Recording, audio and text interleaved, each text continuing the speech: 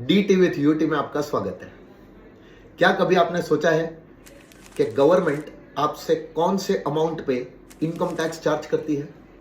तो आज हम उसी के बारे में बात करेंगे। हमारी जो गवर्नमेंट है वो आपसे टैक्स ईयर में जो आपने टोटल इनकम कमाई होती है उस अमाउंट पे इनकम टैक्स चार्ज करती है।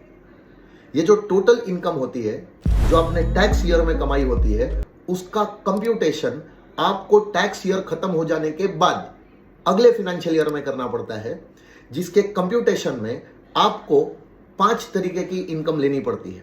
पहली सैलरी इनकम, दूसरी हाउस प्रॉपर्टी इनकम, तीसरी बिजनेस और प्रोफेशन की इनकम, चौथी कैपिटल गेन इनकम और पांचवी अदर सोर्स इनकम।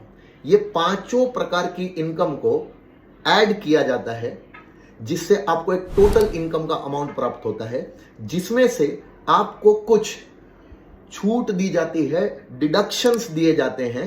वो डिडक्शंस को क्लेम करने के बाद आपको एक अमाउंट बचता है जिसे बुलाया जाता है टोटल इनकम। उस टोटल इनकम के अमाउंट पे गवर्नमेंट आपसे टैक्स का रेट लगा के टैक्स चार्ज करती है।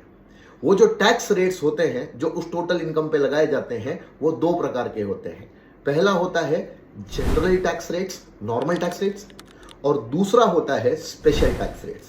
कुछ स्पेशल टाइप की इनकम्स पे स्पेशल टैक्स रेट्स लगाए जाते हैं और जो बची कुची इनकम होती है टोटल इनकम के अंदर उस पे नॉर्मल टैक्स रेट्स लगाए जाते हैं।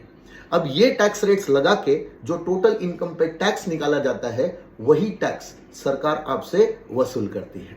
ये बहुत ही बेसिक चीज है, छोटी सी चीज है जो हर एक टैक्स पेयर को पता होनी चाहिए। सो आई होप आपको एक बेसिक आइडिया मिल गया होगा कि सरकार आपकी इनकम पे किस तरीके से टैक्स चार्ज करती है। ऐसी ही और इंटरेस्टिंग इंफॉर्मेशन के लिए लाइक करें, सब्सक्राइब करें। तब तक के लिए जय हिंद।